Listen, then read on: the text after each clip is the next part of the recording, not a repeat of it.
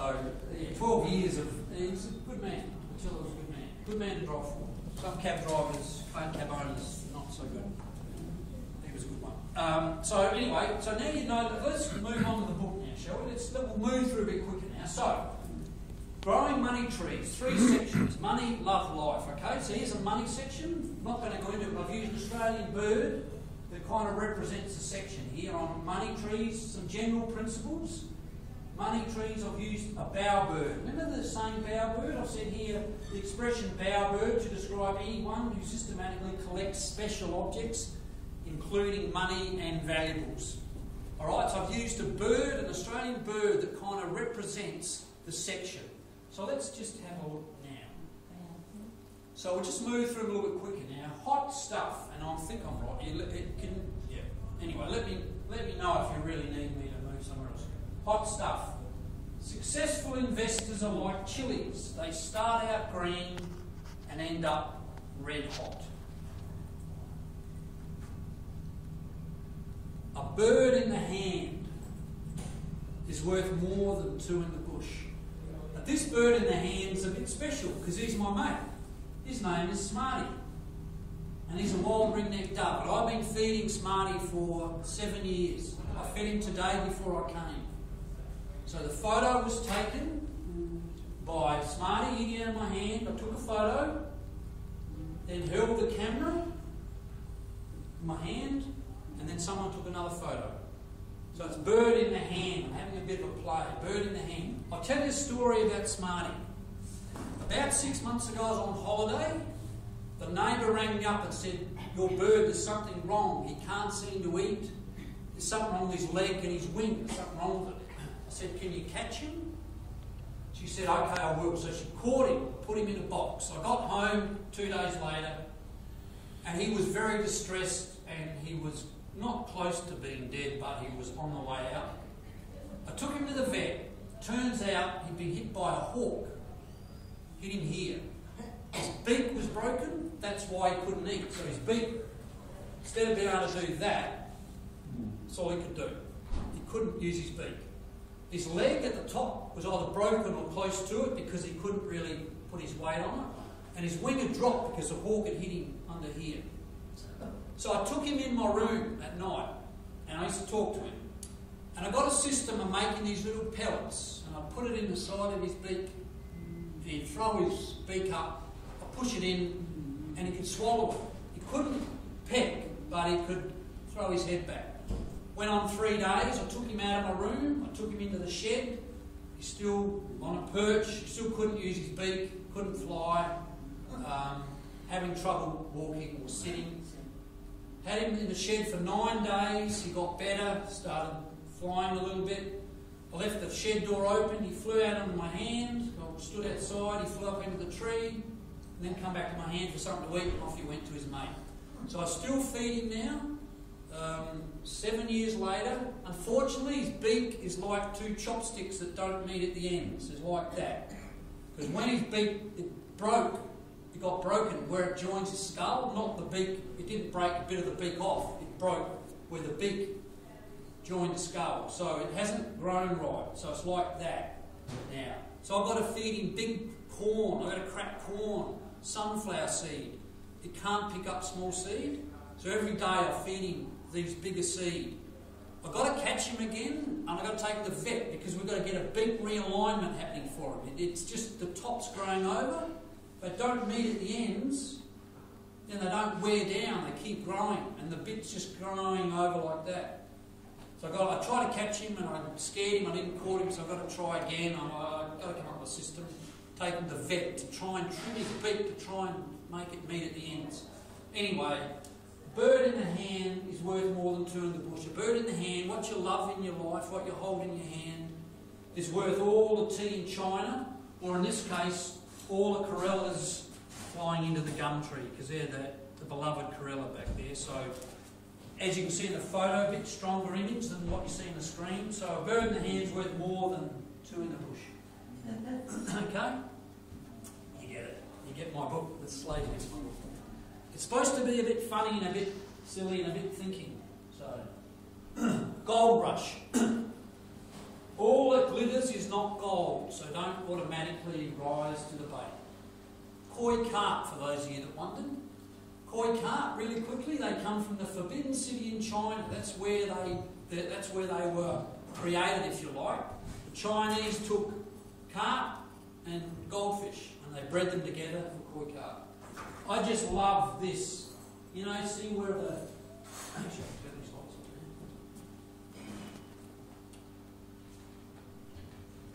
there. Yeah, I just love this, all the glisten. Because in life, sometimes someone tries to sell you something and they make it out to be real good, and then you buy it and you go, well, where is it? Like, it's not what I bought. So it's a bit like in life, you know, all the glitters. Like these fish, it looks like they're all spiralling up for what? For just to glisten on the surface. A bit like in life, when you buy something sometimes. Spring Clean, taken in the Adelaide Botanic Garden on the Bicentennial Conservatory. Spring clean and get a clearer picture of the big picture. I love the pattern. James, the photographer, is quite good with patterns. He finds patterns in things. And I love the pattern between the cleaned and the uncleaned. It just really... And this bloke here, it was one lunchtime, we're in there, and he just...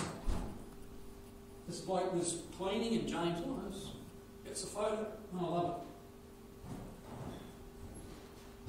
it. In your face. Don't just graze with the herd. Step up, stand out, and get noticed.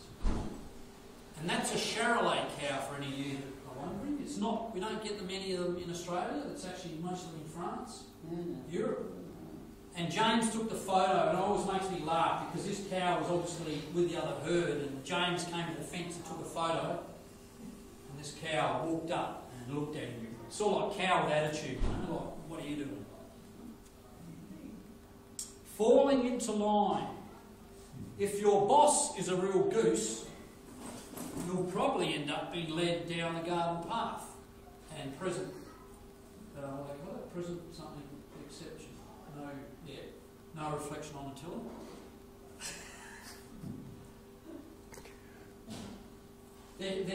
Anyone know what sort of geese they are? Okay, tiller, the man at the back. No idea. You're a farmer. You've got to know this. It looks like a goose to me. Goose is a goose. Does anyone know what sort of goose that is? They're Emden geese. They're Emden geese. And in fact, Emden geese, they're really good watchdogs. You don't want to cross an Emden goose. Some people use them just around the back, and they are quite ferocious, quite vicious, so people have been quite scared by them. So, funnily enough, they make guard dogs or guard birds. You are what you eat. Cook your food, not your books.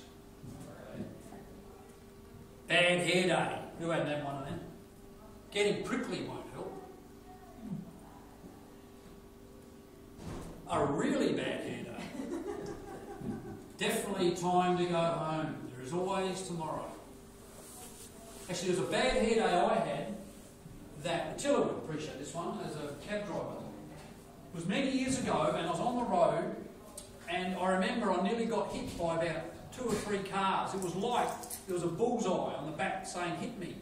I thought, someone's going to clean me up here. This is ridiculous. So I actually went home on that day because I thought, if I stay out here, it's like I've got to, hit me here with a bullseye on the back. So I went home. I didn't have an accident, but that was a bad day for me. Remember, we're still looking at observations on money. Then we go into love, and then we go into life. So there's an observation on money. A little bit about the share market. It doesn't matter what it is, it's just an observation. Thirst for money. Don't be a galah and follow the crowd from one watering hole to the next. You'll end up taking a bath. And that's in the North Adelaide Parklands. It's by Lefevre Terrace. And it was one sun going down, that lovely Australian shot of the sun on the drinking trough. And they're about my second or third favourite bird, the galah. They're funny, they're a beautiful bird. I've seen them on poles where they all kind of get in a row, and one at the end moves up and the one at the end falls off and sort of goes back down, and then the other one goes at that end and he moves along. Find the best spot. When looking for the right place, remember location, location, location. It's an observation on property, that one. And that's Itchy, by the way, Itchy the cat, out in the back blocks of Victoria somewhere by Peter Nicholson. Work of heart. Your life becomes a work of art when you work with heart. And that is just such a beautiful pattern. It's in Werribee, Victoria, and Werribee House actually, and it's just gorgeous pattern. They're just about to plant it, or the annuals are planted, and James got the photo, and it's just a really lovely pattern, which is why I really like it. So now we're going to move into growing the tree of love. Remember I said an Australian bird that represents the sections? Well, this is the Australian peaceful dove, universally recognised as a symbol of peace and love. That dove looks a little bit shell-shocked, a little bit like my love life, and that's probably why I picked him. Door to the heart. Does anyone know any idea where that could be taken? They say that love is a many splendid thing, and it's no wonder when the doorway to the heart looks like this. So an observation on love. Salvador Dali called that the sexiest door in Paris, that one there. And the reason he did it, and I'm not going to explain it to you, but someone might spot it, is there's an upside down phallic symbol in there, in that door, which is why Salvador Dali did. If someone breaks into a bit of laughter, I know that they probably can see it. It was built by a guy called Jules Laverotte. He was the architect, and he got a guy called Jean-Baptiste Larive. Isn't that lovely French? I love French. Jean-Baptiste Larive. He was a sculptor, and he sculpted the image of Laverotte's wife. So it was done in 1904. That's Laverotte's wife, and you had male and female, and we put on the background, because of the fact of the brightness of the light, you can't see a lot of the watermarks behind, but that one there is worth sort of showing. It's a nice, so there's a watermark. So again, the colour's very rich in there. It's not bad there, but it's very rich there, but there's a watermark behind. Harder to see. If your eyes aren't brilliant, the light's not good, you might not see it, but there's a watermark there.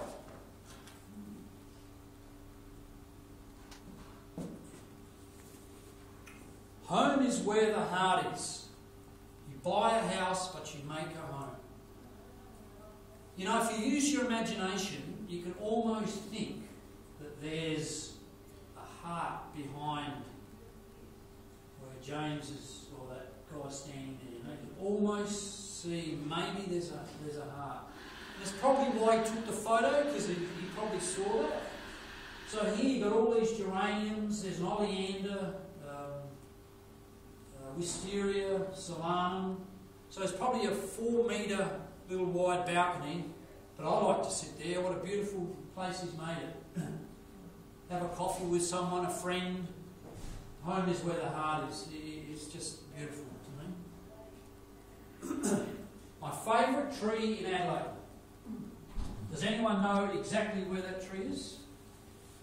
Yes, again, the lady in the back. The last one right, you get a prize. So if you get 3 right, you get a prize. Yeah, exactly. Does anyone know where in the Botanical Gardens it is? Yes, good luck. Yeah, absolutely. It's right opposite where you go into the friend's entrance in the back of the Botanic Garden. In fact, I'm going there tomorrow to do some filming. We're turning the book into a film, so I'm filming there tomorrow and filming this very tree. So it's called Living Foundations, and it says, grow strong, deep roots, and the inner child will come out to play.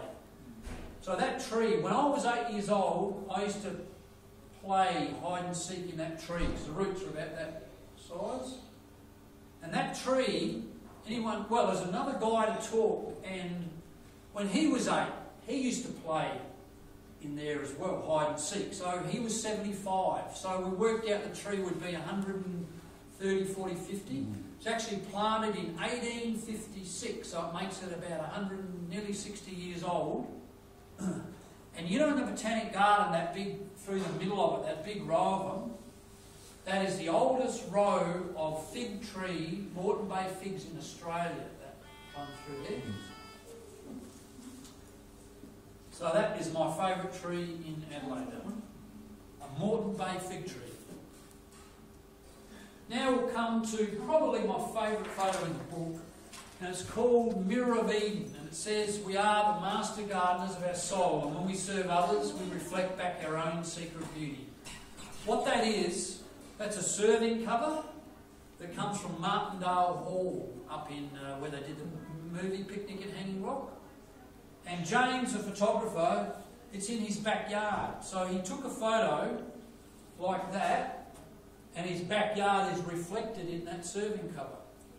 So that is his pergola, Chinese elm, wisteria, that's his barbecue, that's his shed.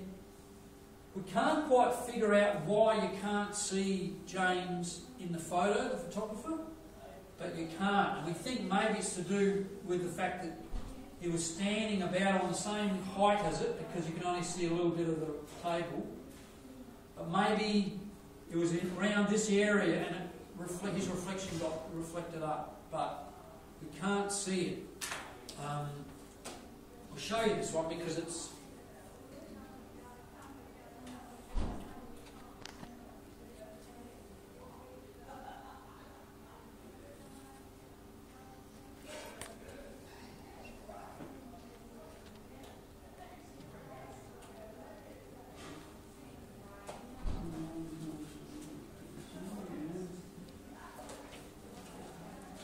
in that picture. You can see, not a bad picture there, but see the reflection and the gloss that we've got on it.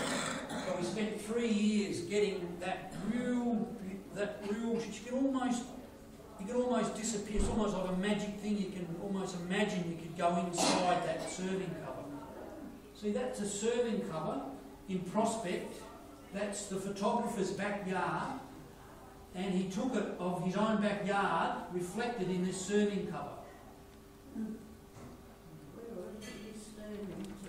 And that's what we can't figure out. All we can know, he won't tell me. The guy won't tell me how come you can't see. Because that lady asked a very good question then, and that was, why can't you see him? Can't see what? Why can't you see the photographer or his camera or an image in that? And very good question. And we figured that it must have been at the same... It's okay, he hasn't taken it like that, because see the table there? That's a wide table, so he's almost level with the table. And all we can think of is he's level the table, his camera might have been level with this. And see how there's a curve? Maybe the image in that curve got flicked up, because if it was up here higher, you probably would have got it. So it's a very good question. And I've sat with him when the photos have been done. It hasn't been... You've probably heard of Photoshop, some of you people. Tricks with the digital. There was no tricks done. I was sat there and I know. You were never there. And you as a photographer, you might even... Would you have any idea? You've been a photographer. I can't work it out. No. You can't either. You don't know either. Leg ups, you don't know what chance have I got. So that's... Again, it's that really high quality reflection. It's a reflection. A complete Reflection. That is a complete reflection. It is, isn't it? That's what I thought. When I saw that photo, I thought, what a clever photograph. And it's his garden. Have to have an enormous, or bring it down to size. So it's kind of got his garden, almost all of it, because of the shape of it. It's captured almost all the garden. It is, I know, it is. Anyone that knows photography, that's his garden. It's reflected in this cover. He took a photo of the side, but his garden's back over there. It's reflected. Get your head thinking. Good for your brain cells, that photo. See that? And you could. It's almost like a magic one you can rub and you. Yeah. Yeah. A lot to do with it, doesn't it? It does. But I think that's a fascinating one. I know. That's what I thought too. That's all right. Just that it's his backyard reflected in this cover that comes from Martindale Hall. So maybe in Martindale Hall, you know, they did the picnic and hanging rock, and it had supernatural themes and that sort of stuff. Maybe the ghost of Martindale Hall is in this picture. Probably not, I'm just being silly, but you know, you can almost dream it. Because it's almost like you can enter that, you think, well, I could go into that, you know, it's like a magic, you know, the genie, you rub the lamp, or a magic serving cup. And you know how he got it? He went to an auction up there, and he got it at an auction. He bought it. So the original guy, Scottish guy that made Martindale Hall, that come from Scotland. So it's this beautiful serving cup, very old.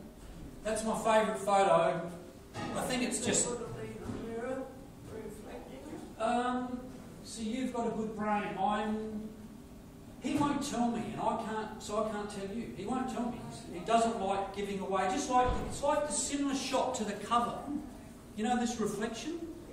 This is reflected. All that comes from the garden. So it's the same kind of thing he's done, but he won't tell me. He didn't even want me to tell where that was taken. He doesn't like people knowing. It's just that's why he's a photographer. He likes to be a bit secretive. Work it out yourself. Anyway, I do tell people. But good mates. The wonderful thing about good friends is that they alert us to potential risks so we don't go over the falls. And that one just shows just a colour. See that beautiful blue? So he's gone from having that shiny colour to that really beautiful blue. And the guy that's responsible for all this is not so much the photographer, it's a guy called Peter Nicholson, who's an art publisher. Art publishers take a photograph and they work on it by buffing up every pixel. Peter Nicholson, for those of you that know James Dean walking down the road with a coat on in the rain, remember that poster? James Dean, it was called Boulevard of Broken Dreams. Anyone here know that one? Yeah, right. Anyone here but that lady, the Jan at the back? Well, that was Peter Nicholson. What about any of you with kids that had, in the 70s, the whale tails, the killer whale fins, dolphins leaping out of the water in the 70s? That was Peter Nicholson. They were called the Talbot pictures, and I've got them on my wall. That was him. So he lived in New York. For 25 years he's been doing this to photos. So he took James's photos and turned them in 3 years. Well, I worked on him for 16 months to make it the highest quality we could. So every photo in that book, there ain't no duds.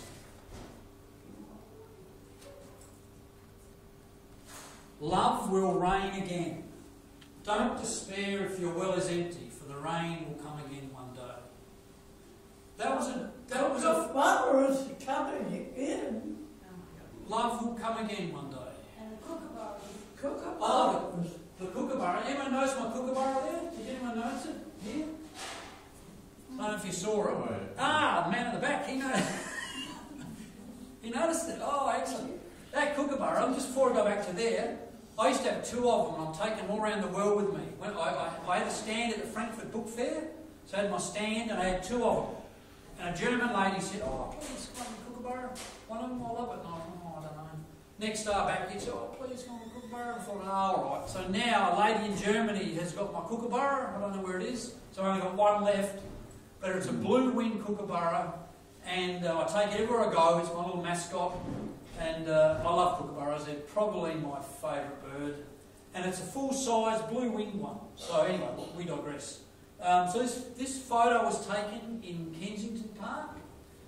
Do you know, it looks so forlorn, that ferry, because there's no water in the pond, in the bird bath. If there was water in there, it wouldn't look sad and forlorn. But because there's no water, it gives that look of dejection, which is why it's Love Will Rain Again. So it's just a poignant, for those of you that like your words, just a poignant image, almost brings a tear to my eye sometimes, because we all go through our hard times. You haven't got an easy road here, a lot of you people. And, you sometimes think it's never ending, but I'm sure, I have a great belief that in the end everything works out well.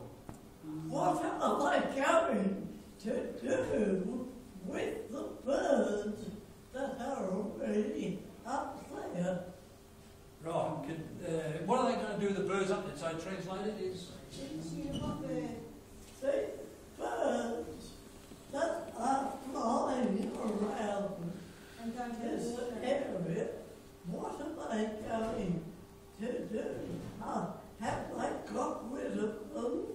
No, there's lots and lots of birds out there. Still lots of birds in the bush. Lots of birds in my garden. Yeah, yes. The answer is yes, there are still lots.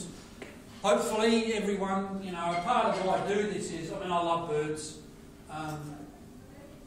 It's funny, I've turned into a bird rescue sort of guy.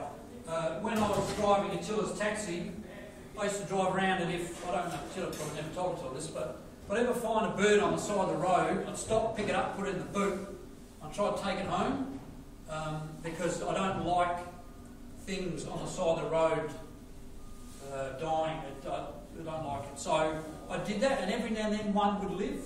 So I've had a hawk, I've had crows, rosellas, you know, pigeons, starlings, you name it, magpies. I'll take them, I'll try, I'll do my best. If they don't live, well, I've done my best, at least to have an honourable death. And no, I'll keep doing it. They're just, it's my bit, if you like, you know, my contribution to things. So growing a tree of life, here we are, there it is. I've used, so now we're into life, and we've used kookaburra. Kookaburra is like, you know, the symbol of life in Australia. Right, a bit of a brain twister for you. Get your brains going. Half full or half empty? Half full or half empty depends on which way you look at it. I've tried to fool you by putting it on the side. And that's like what you do in life when you say half full or half empty. It's a twist in your brain. You've got to flick the way you think around. So, I was hoping some of you might have thought, oh, how come that, is that gelatin? How come it doesn't go out? I was hoping some of you would before you go, hang on, you might be on the side. And the reason it looks right is the way the light is. If I flick that photo over, it wouldn't look right. Your eye would tell you something's not right. But the fact of it's, the way it is, looks like it's being held properly. So then it's a twist, it's a trick of the eye. And half full or half empty, you know, half full, half had too many to drink.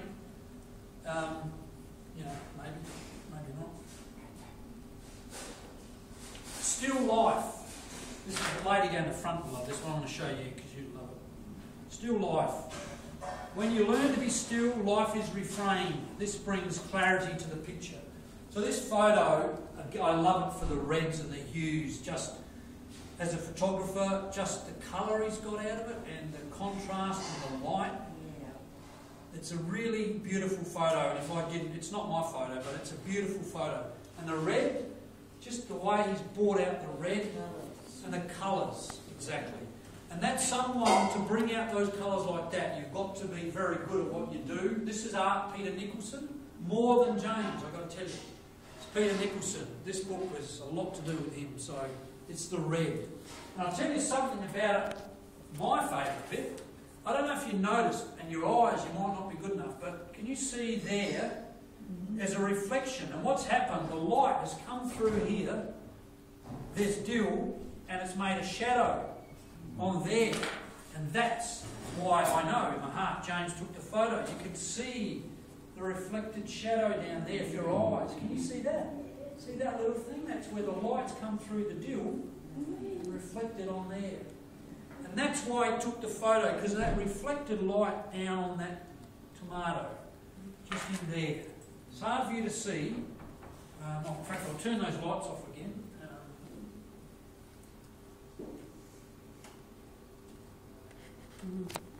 Yeah.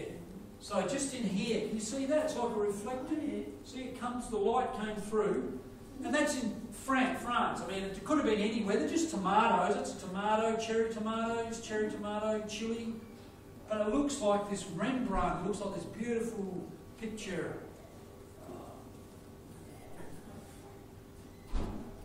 Bloom like there's no tomorrow. Carpe diem, seize the day. That flower, that cactus flower, only blooms for one day. And then it's gone. So this is like, you know, when I had my accident, bloom like there's no tomorrow, like I was just going along and not really doing what I wanted, and that's what I learned, that sometimes you've got to act, and you've got to act today. You've got to do things now. It's important to act when you can.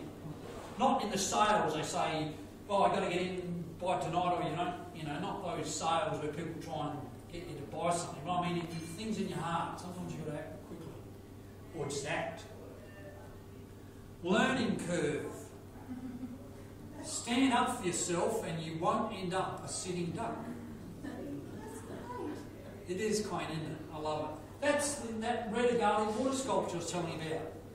And there's James, he just gets these 4 ducks. And I mean, I could spend a day there, a week there, I'd never get 4 ducks. You know, one's scratching himself, one's on one leg. I mean, they're just beautiful. They're just the actual composition. I love that one. Use your melon. If all else fails, use your melon.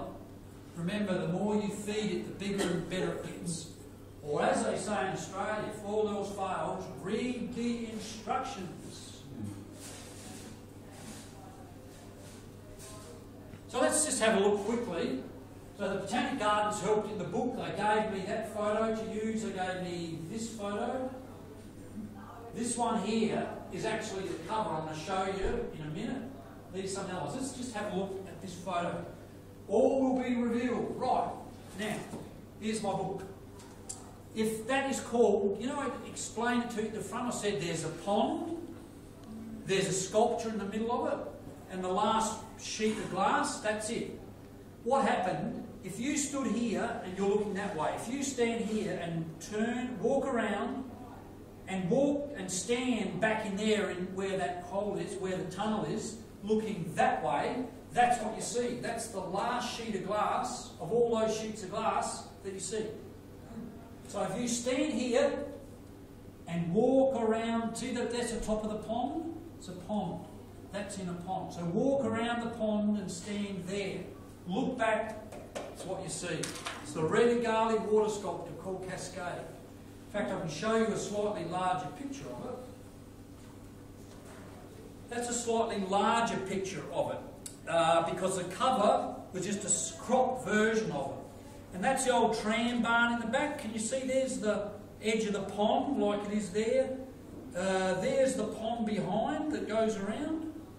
I know, it's still, some of you still might not be able to work it out, but that, you went around the back and look back, that's what you'd see. And that is reflecting things from the garden, just like that other picture. It reflects things. So it's a bit of a frame treatise.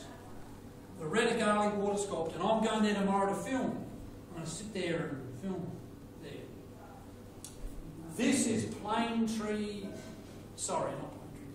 Fig Tree Avenue. It is the best, it's my favourite avenue in Australia. It is the oldest collection of Moreton Bay fig trees in Australia that have made an avenue. They're 160 years old. Every time I go in the city, if I can, I will walk through the Botanic Garden just to walk down there. There's birds, it's on a hot day, it's cool, there's epiphytes and different plants growing high, stuff low, and we'll be filming there tomorrow. It's just so beautiful. And they're 160 years old, and that's the same age. That's, you know, that tree, that earlier one I showed, it's the same time that tree was planted. So that one there, that tree there was planted at the same time as all those, 160 years ago. It's the same age. And it's called Fig Tree Avenue. They're Moreton Bay fig trees. And I'm there tomorrow. I have my coffee sitting there. And that's a sculpture by a guy called, it's in the Botanic Garden, I think it's called Bodicea or something like that. It's by Edward K.E. Kiss. What a name. Hungarian. Is it? Is he Hungarian? Is he? Can you tell me anything about him? No, but the name is basically means small in Hungarian. That's when you translate it. Yeah, kiss means small. Kiss means small. Oh, we do. Excellent. Well, you don't know anything about... No. Come on, lift your game to it. Botanic House, isn't that beautiful? Whole lot of... so anyone know what sort of trees they are? Oh, Great Myrtle. Yes, I always forget them. You again, you. The lady that you have to win a book with all this. I've got lots in my garden. It's my favourite tree, Crepe myrtles, aren't they beautiful? I might look at that forever. That is so beautiful. Look at the way they framed it. That's a Botanic Garden shot, actually. It's not one of ours, but geez, I love it. That's a beautiful shot. The water lily, not water lilies. The lamb, anyway. Yeah, water lotus lily in the Botanic Garden. That's just beautiful. That's just so beautiful. And the old, who hasn't, I bet all of you have been there, and I bet every one of you, or 90% have been there, standing there, feed the ducks and those big fish that swim around there. When you're either take your kids in there or when you were young. And that tree in the middle of it all, I love that place, it's beautiful. Oh, I just love Botanic Garden. So, I'm going to just tell you one little story, and I think we've probably should wind up here. Right, so there's a bit of fun here. Now, first thing I want to show you something.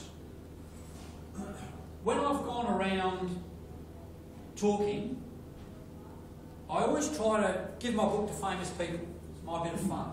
So when I was in America, I gave my book to Jane Fonda. I went up and introduced myself, said, "Hi Jane, my name's Dave Bell. I'm an author and I've just finished my book and I'd like you to have it." And Jane Fonda goes, don't know what I can do. And then her minders went, bomb, pull my book away. Anyway, Jane Fonda's, I don't know what happened to it, but I gave it to her. So just recently in Adelaide, Jamie Drury was, the guy that did all those lifestyle programs, that young bloke. Anyone know him? Do you know him? Do you know that guy, that face? Anyone else know Jamie Drury? He's a famous guy, gardening guy. Anyway, he's really good looking, all that. So, I had this photo taken with him. Which one's Jamie?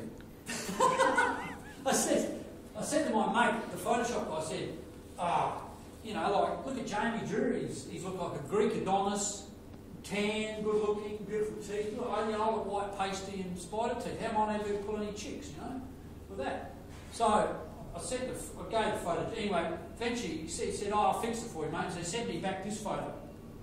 So what he did, he took off Jamie's tan and gave it to me. He cloned Jamie's teeth and gave them to me. He whitened my eyes and gave me a different eye colour. Now I get the chicks and Jamie don't. I don't know. I think the other one's better. It's more natural. Your teeth look like white. That is the tricks that you can do with modern. So I'll just let you into a few things. Now, I'll ask them and then I'll wind up. And this can't go any further than this room. This is just between you and me and the gatepost. What's said in the room stays in the room, all right? I thought, Gardener's Guide to Growing Money Trees. You have a money flower. Let's make a money flower. So I made a money flower. This is my money flower. So what I did is I took notes, Australian notes, and again, not allowed to tell anyone in. I scanned them and I turned them into petals on a flower. And then I put a sunflower in the middle. But then someone said to me, they said, "You got the Queen there. You allowed to have the Queen?" I thought, I think so. And then I thought, I better check that up. Checked it up. If that book ever ended up in the United Kingdom, you need to have gone through the mint. You cannot use a Queen's face on anything at all without permission. Not saying I would, but I could get into big trouble and my book could get taken off the shelves, all sorts of things. So what we did with Photoshop, we took off the Queen's face and we put the other side of the $5 note, so now there's two of them. And then someone said to me, "This guy here is an Aboriginal guy. Are you allowed to use an Aboriginal guy on there and do that?" And I thought, I think so. And then I thought, hang on a minute, I might get in trouble one day. His name, by the way, anyone know his name? $50 notes. Anyone know his name? David Unipont. Anyone know what he did? Invented the shears, those electric shearing shears. I thought, right. So what we did is we took off his face, we cloned Carolyn Chisholm. We didn't think she'd mind. Cloned Carolyn Chisholm, took off his face, and now my money flower has got two Carolyn Chisholms, and David Unipont's gone. No Queen. And then I thought, can't have an Australian money flower with a sunflower, you need an Australian flower. Now I had a eucalypt in my street growing called Eucalypt erythrocoris. So then on Photoshop, took the photo, cut out the photo, and then put it. So I cut it out. Right? So that was in a picture, right? This thing here was in a picture. So I used a 1 pixel rubber. I went around every stamen, cut it out, and then I put it on the middle of our flower. So now we've got an Australian money flower. So if you want to print it off, maybe you know, if you're short of money, maybe you can print it off and some. I don't think so. But anyway, I keep dreaming. Maybe this is I can print them and I can become rich. Because if I knew how to grow my own money tree, unfortunately I wouldn't be here now. I'd be on some island in the Caribbean sipping my pina colada. So that is the Gardener's Guide to Growing Money Trees. And it's money morphing into life, into the things that are more important than money in life, which is love and friendships and happiness. So that's the Gardener's Guide. Really quickly, the book won the award in New York in the gift category. I designed a gift for someone that's sort of got everything. Normally it retails $39.95. When I do these talks, if anyone wants to buy one, anyone wants to give one as a gift for someone, I can write it in it. Yeah, come and see me after. And I always give a discount, so $35. And if anyone wants a card, they did a postcards television show on me. So anywhere you've got computer or kids or Jan or someone that can show you, if you go to my website, click on it, you'll get Keith Conlon and Ron Candelars did a program on me. And the book at 5 minutes, they did a really good job. So, and you can look at the card and you can look at that. If you haven't worked out what it is, it's the cover of the book. So you can,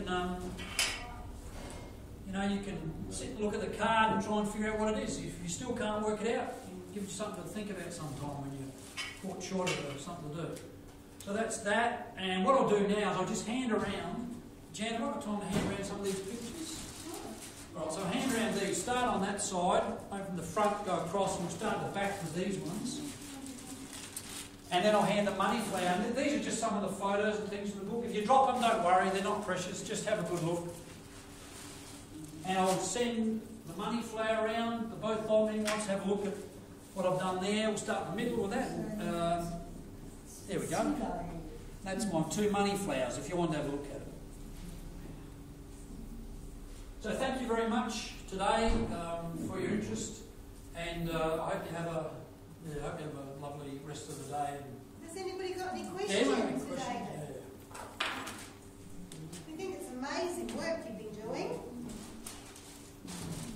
I imagine there's quite a lot involved in paying a photographer because they're not cheap to get work. It was my life savings, to be honest with you. It was more money than you could poke a stick at, but I wanted to do one thing in my life that was the best I could do, so that if they put me in a pine box, there's one thing I've done that was at the very best of my ability, and that book is it. And you'd say it's successful, it sounds like. Yeah, no, it's probably been more successful than I was thinking, to be honest. Yeah. Tomatoes? That's ducks on a pond. Oh, sorry. And what's that one there?